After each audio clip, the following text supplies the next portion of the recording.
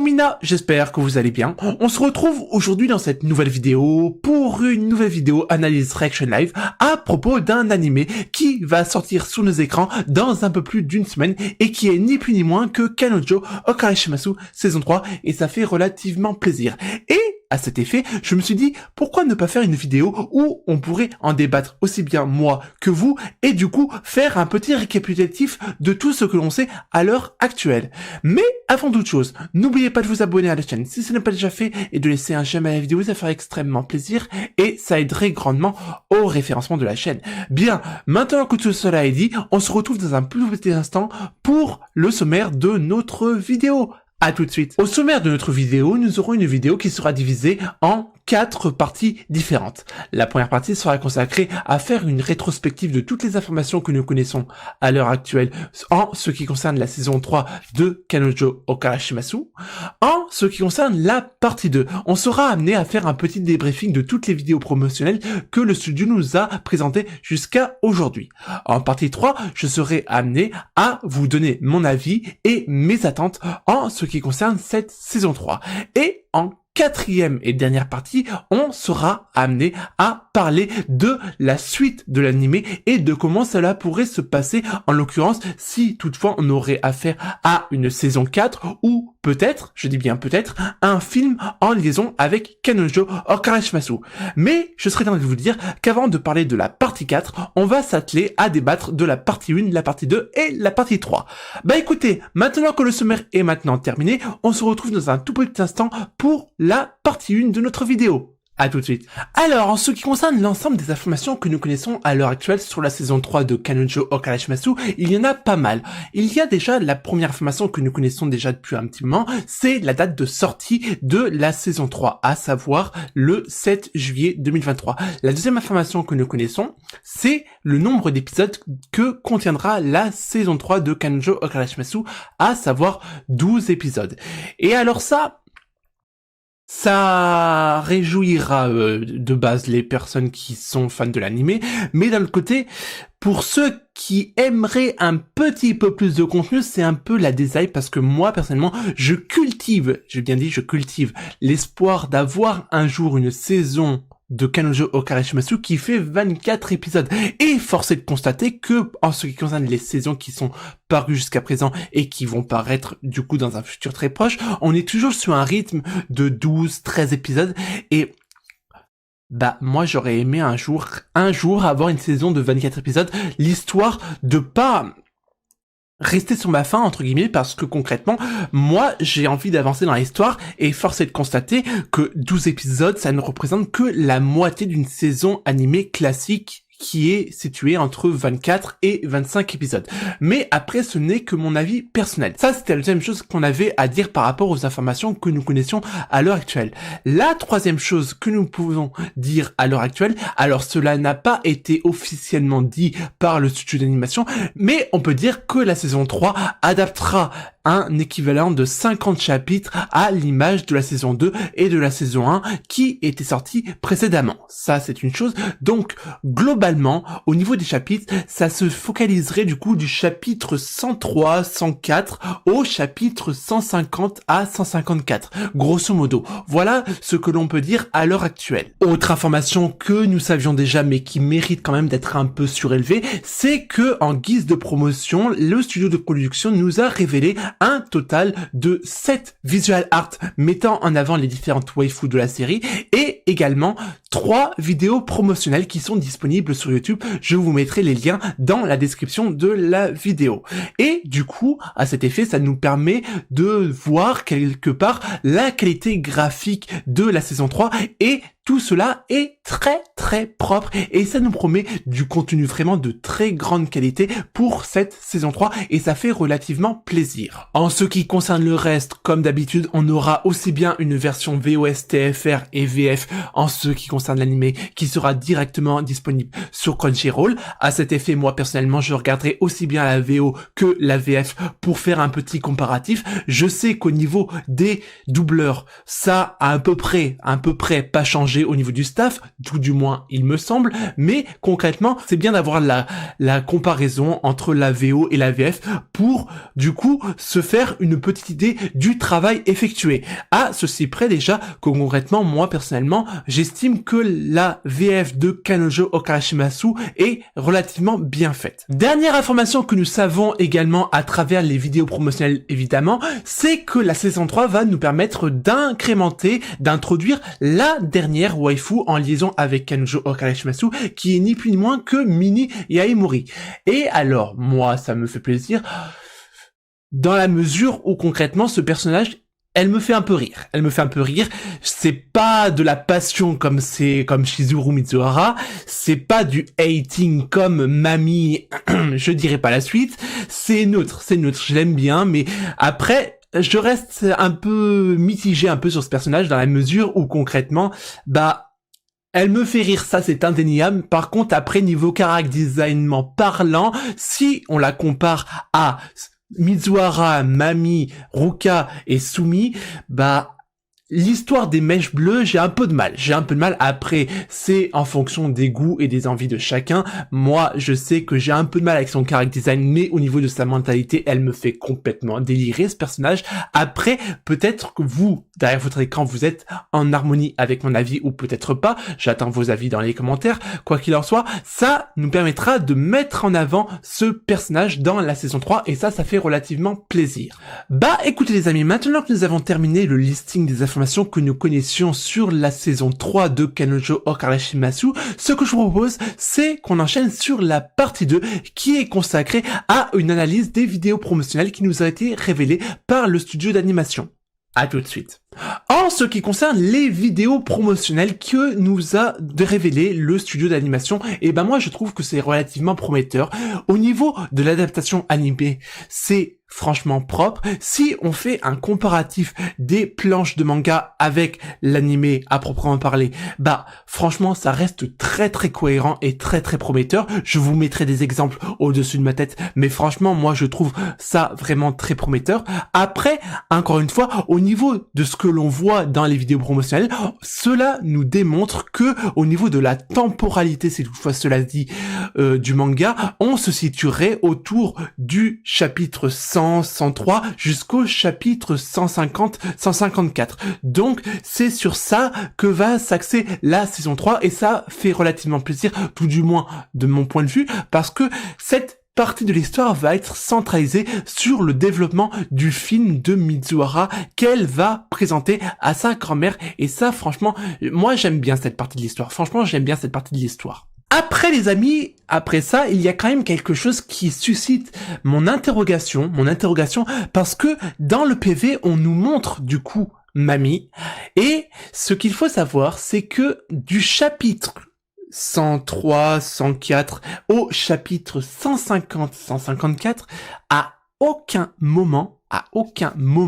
Mami ne fait ne serait-ce qu'une seule apparition. J'ai regardé au niveau du scan, et le fait que l'on voit Mami dans la vidéo promotionnelle que je vous mettrai au-dessus de ma tête m'interroge, parce que concrètement, si je me réfère à mes informations, l'image, alors je vous mettrai la correspondance au niveau du manga qu'on voit au-dessus, ça correspondrait à ce qui pourrait se passer au cours de la potentielle saison 4 de Kanojo Okarashimasu, avant que Mizuhara, Kazuya et du coup sa famille, etc., arrivent du coup dans l'hôtel où il y aura du coup la piscine, etc.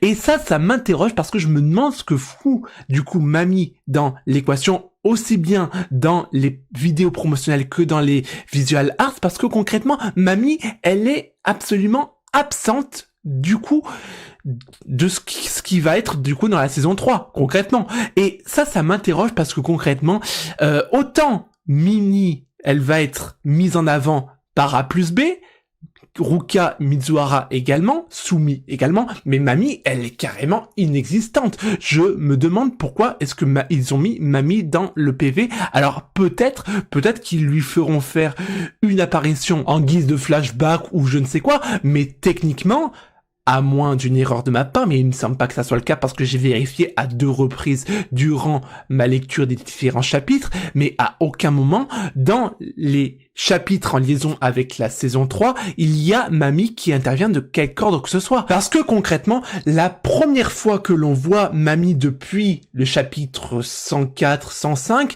c'est au chapitre 167. Autant dire au niveau de la potentielle saison 4 de Kanojo Okarashimasu.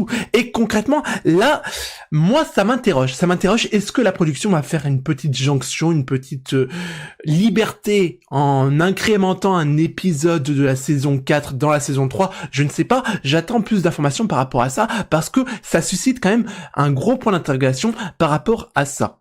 Après, concrètement, si la production incrémente des éléments de la saison 4 dans la saison 3, moi je dis pas de souci, mais faites-le bien, parce que concrètement, je pense qu'on sera d'accord, vous comme moi, c'est qu'on n'a pas du tout envie que cette saison, ou plutôt les parties de l'histoire en liaison avec cette saison, soient rushées. Et ça, j'en reviendrai un peu plus tard dans mes attentes en liaison avec la saison 3. Et ça, pour moi, c'est un point non négociable pour qu'une saison soit appréciée à sa juste valeur. Alors, on a un peu parlé des vidéos promotionnelles à juste titre parce qu'il fallait quand même en parler. Maintenant, on va aborder le sujet des visual art. Concrètement, les visual art, j'ai absolument rien à dire. Rien à dire, c'est parfait, c'est beau, c'est fluide, c'est bien dessiné, etc., etc. Vous connaissez les bails. Mais, par contre, il y a quand même quelque chose qui m'interpelle, moi. C'est surtout en ce qui concerne les 2 visual art global, je dis bien global pour bien se situer, parce que concrètement, moi je m'interroge parce que déjà au niveau des tenues vestimentaires, ça m'interroge parce que à aucun moment on a du coup les waifus du coup qui se trimballent en robe blanche d'un côté ou en robe de soirée de l'autre, et après ça j'y vois quelques incohérences par rapport à ce qu'il y a dans le manga.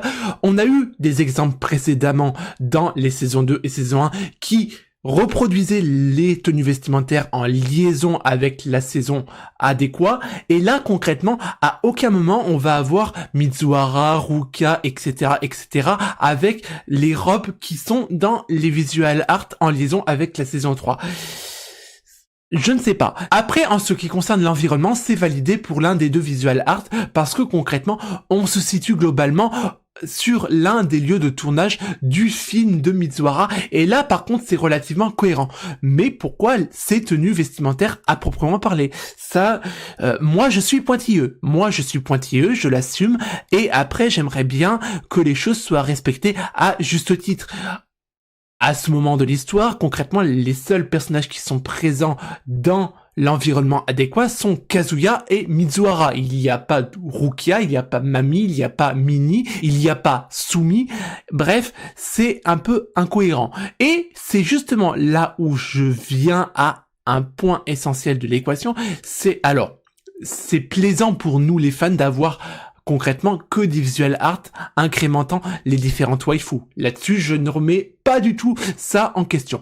Par contre, du coup, c'est vrai qu'il serait peut-être intéressant de faire un visual art où il y a du coup Mizuhara et Kazuya réunis sur une seule et même planche, parce que concrètement, là, on a limite à faire un shoujo quand on voit ça. Moi, je vois ça, que ce soit pour la saison 1, la saison 2, la saison 3, on nous présente à chaque fois les waifus, et c'est tout à fait normal, compte tenu du titre de la série, etc., mais du coup, il y a absolument jamais Kazuya présent dans les visual art, les kei visual art, etc., et ça, par moment, c'est peut-être dommage, parce que concrètement, Kazuya, ça reste du coup le personnage principal de l'histoire, parce qu'on n'est pas dans un shoujo, mais bel et bien dans un shonen, et après, ça peut susciter quelques interrogations pour les personnes les plus pointilleuses du public. Après, ça n'engage que mon avis personnel. Bah, écoutez les amis, on a parlé des vidéos promotionnelles, des visual art, des doubleurs. Écoutez les amis, on a tout terminé en ce qui concerne la partie 2 de cette vidéo, et par définition, on va enchaîner avec la partie 3 qui est consacrée à mon avis et mes attentes par rapport à la saison 3 de Kanojo Okarashimasu. Bien, maintenant que nous avons terminé la partie 1 et la partie 2, nous allons maintenant nous atteler à la partie 3 de cette vidéo qui concerne mon avis et mes attentes par rapport à la saison 3 de Kanojo Okarashimasu. Et je serais en train de vous dire que déjà, en ce qui concerne mes attentes, bien évidemment, la base des bases, c'est que l'anime soit graphiquement bien réalisé. Là-dessus, je pense qu'il n'y a pas de souci quand on voit les vidéos promotionnelles en liaison avec l'anime. Là-dessus, il n'y a pas de souci. Après, mes attentes, c'est aussi la globalité de l'histoire, parce que on est sur un arc, une partie de l'histoire qui est centralisée sur la cinématographie, de par le fait qu'on va se centraliser sur la construction du film de Mizuhara. Et ça, pour moi, ça me hype parce que moi, dès la base, je suis très intéressé par tout ce qui touche le domaine de la cinématographie et le graphisme en règle générale. Et là-dessus, on est un peu centralisé dans cette saison 3. Et ça fait relativement plaisir. Après, je vais me montrer transparent avec vous, les amis. J'ai été hypé autant pour la saison 1 que pour la saison 2. Donc, je serais en train de vous dire que je serais relativement surpris si je ne serais pas hypé et franchement intéressé et même satisfait du rendu de la saison 3. Là-dessus, il y a absolument aucune ambiguïté là-dessus. Après, concrètement, il y a aussi un point essentiel qu'il faut qu'il soit présent dans la saison 3, c'est le fait que l'anime ne doit pas être rushé. Qu'est-ce que j'explique par rapport à ça? C'est que ça ne prenne pas le TGV en définitive. Il faut que ça soit cohérent et simple. Voilà, il faut pas que ça soit rapide, il faut pas qu'on rush les différents événements qui se passent dans le manga. Ça, pour moi, c'est un point essentiel pour que je puisse valider cette saison 3. Après, encore une fois, si on se réfère à ce qu'il y a déjà été fait au cours de la saison 2 et de la saison 1, je pense qu'il n'y a pas de souci là-dessus. Autre chose qui figure dans cette partie-là, c'est le développement de Mini Yaemori. Alors franchement, sachant que c'est la nouvelle waifu en liaison avec cette saison, j'attends qu'il y ait un développement assez intéressant sur ce personnage et qui respecte le manga, bien évidemment. Parce que, concrètement, ça aussi, c'est un point non négligeable. Il faut que l'anime respecte le manga. Sinon, c'est pas cohérent et c'est pas marrant en définitif. N'est-ce pas? On est d'accord. Autre élément qui correspond à proprement parler à mes attentes en liaison avec la saison 3, c'est une bonne gestion des effets visuels sur l'anime. Je m'explique. Au niveau de ce qui se passe au-dessus de ma tête, je vais vous mettre des exemples de ce qui s'est passé dans la saison 1 et la saison 2 et j'espère retrouver ce genre d'effet-là dans la saison 3 en liaison avec des scènes, des séquences importante en liaison avec les différents chapitres. Je vous mettrai des exemples scan en ce qui concerne ce que j'ai dans ma tête et j'espère que ça va être vraisemblablement correctement adapté en animé. Et ça correspond à une réelle attente en ce qui me concerne parce que au jour d'aujourd'hui, les amis, ce genre d'effet, c'est pas courant dans les animés à proprement parler et je serais dans de vous dire que c'est quelque chose qui fait le charme de Kanojo Okarashimasu et ça, j'espère que ce sera encore présent dans la saison 3. Après, pour être tout à fait transparent avec vous, mis à part les différents éléments que je viens de vous citer, le reste, je serais tenté de vous dire que c'est neutre, parce que déjà, dès la base, on a vu ce qu'il y était au niveau de la qualité, au niveau de la saison 1 et de la saison 2, donc grosso modo, on peut difficilement s'attendre à quelque chose de moins bon, et concrètement, déjà vis-à-vis de ce qu'on a vu au niveau des vidéos promotionnelles, c'est déjà très propre. Donc là-dessus, je n'ai pas trop de grandes inquiétudes par rapport à la saison 3. Après, encore une fois, il y a certaines séquences, surtout en liaison avec les designs des vêtements des personnages féminins, en l'occurrence Mizuhara, que j'espère qu'ils seront correctement adaptés en animé. Parce que, disons-le clairement, au niveau des vidéos promotionnelles, on a certains éléments, mais on n'a pas tout, et c'est tout à fait normal. Donc, j'espère que ça va être correctement adapté en animé, mais j'ai pas de grosses inquiétudes concernant ça, franchement.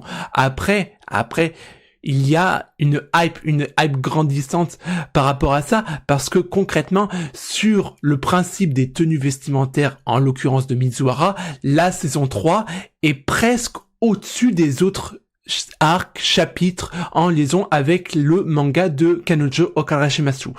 C'est mon avis, c'est mon opinion. Après, peut-être que vous, derrière votre écran, vous avez d'autres appréciations concernant le style graphique des tenues vestimentaires de Mizuhara.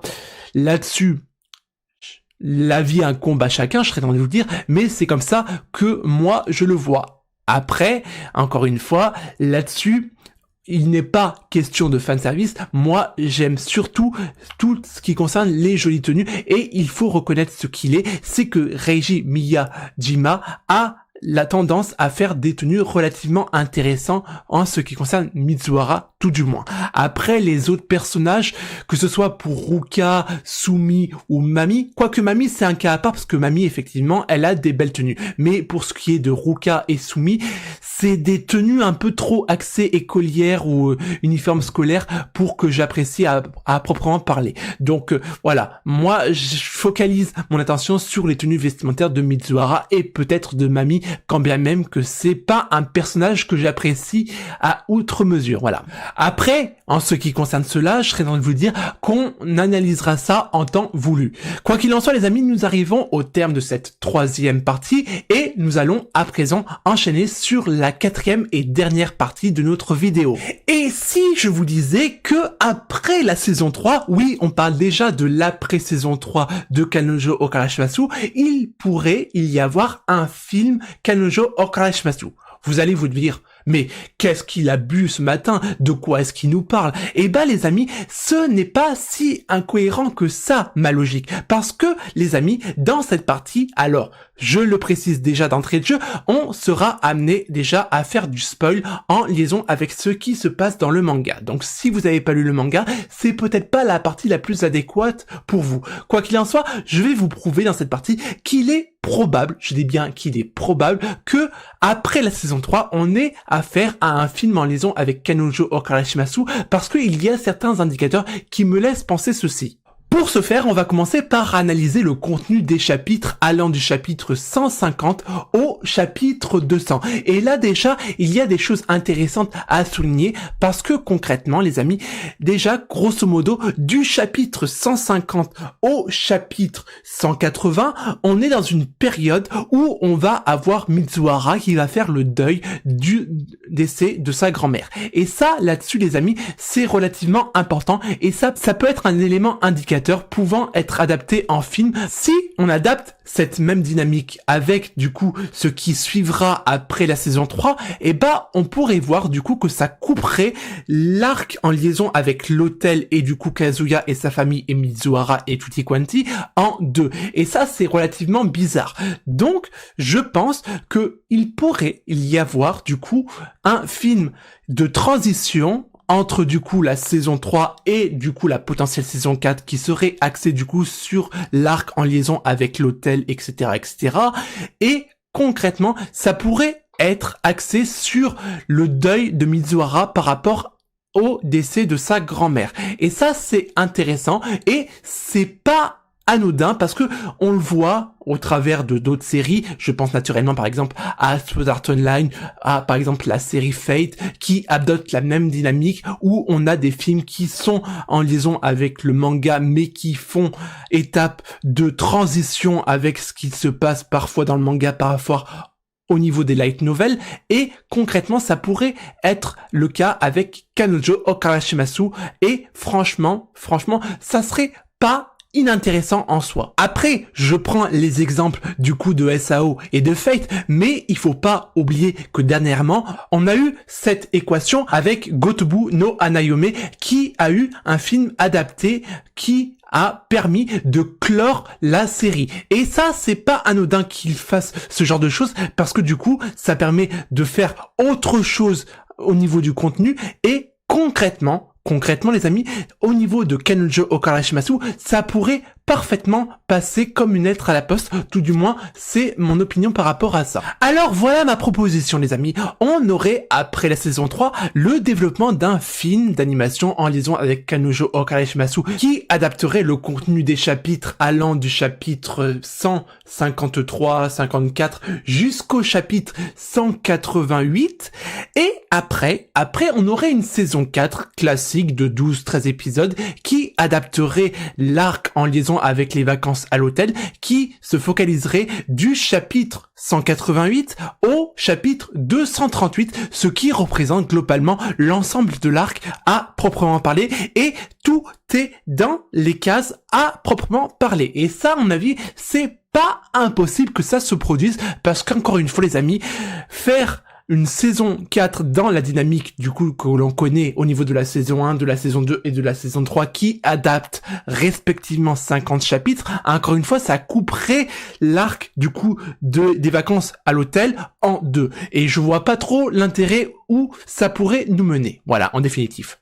Après, je serais dans de vous dire, les amis, ne remuons pas la charrue avant les bœufs, comme on dit, parce que concrètement, là, on se projette dans quelque chose qui pourrait arriver dans un an. On est en 2023, ça serait arrivé aux alentours de 2024 si toutefois il y a effectivement le développement d'un film d'animation, etc., etc. Donc, laissons le temps au temps, comme on dit. Regardons comment se passe la saison 3 et après on avisera. Mais, encore une fois, on est dans une série qui est vraiment très populaire, qui est hypée par rapport aux fans, aussi bien au Japon qu'à l'international, et concrètement, un an, c'est pas si loin en définitif. Donc, reste à savoir comment va s'articuler le studio TMS Entertainment après cette saison 3. De toute façon, je pense qu'on aura rapidement un développé par rapport à la production de la suite, si toutefois il y a une suite au niveau de la production. Mais je pense qu'il y en aura une, en tout cas, je l'espère. Quoi qu'il en soit, les amis, avant d'arriver en 2024, et du coup, par conséquent, l'arrivée de ce film, de cette saison 4, peu importe qu'est-ce qu'il en sera, on a quand même pas mal d'animés à regarder cet été, et ça fait relativement plaisir. Sérieux, les amis, entre Oshinoko, Rent a Girlfriend saison 3, Kanojo Garishimasu, peu importe comment on l'appelle, Orimiya saison 2, etc., et j'en passe, franchement, il y a le taf, et ça fait relativement plaisir. Et d'ailleurs, on sera amené à discuter de tous ces animés que je viens d'évoquer lors de prochaines vidéos. Écoutez les amis, nous arrivons tout doucement à la fin de cette vidéo. J'espère que vous aurez passé un agréable moment en ma compagnie. Nous, on est amené à se retrouver dans une prochaine vidéo. D'ici là, portez-vous bien et surtout, n'oubliez pas l'essentiel, Jané!